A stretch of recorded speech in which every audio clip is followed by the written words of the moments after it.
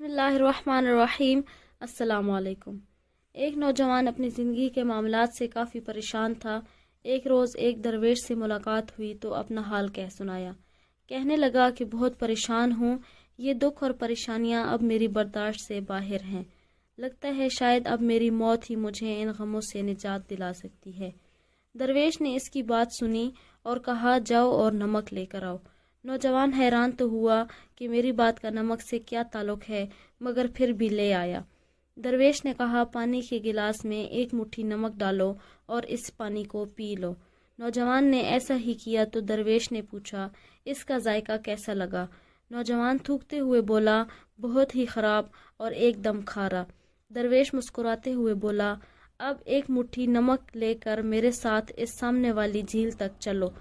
صاف پانی سے بنی اس جھیل کے سامنے پہنچ کر درویش نے کہا چلو اب اس مٹھی بھر نمک کو پانی میں ڈال دو اور پھر اس جھیل کا پانی پیو۔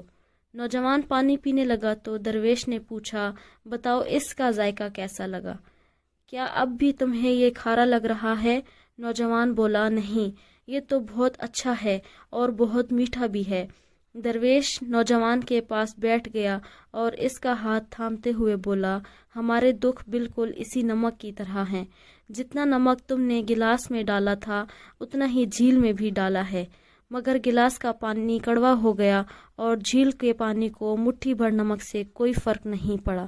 اسی طرح انسان بھی اپنے اپنے ظرف کے مطابق تکلیفوں کا ذائقہ محسوس کرتے ہیں۔ جب تمہیں کوئی دکھ ملے تو اپنے آپ کو بڑا کر لیا کرو، گلاس مت بنے رہو بلکہ جھیل بن جاؤ۔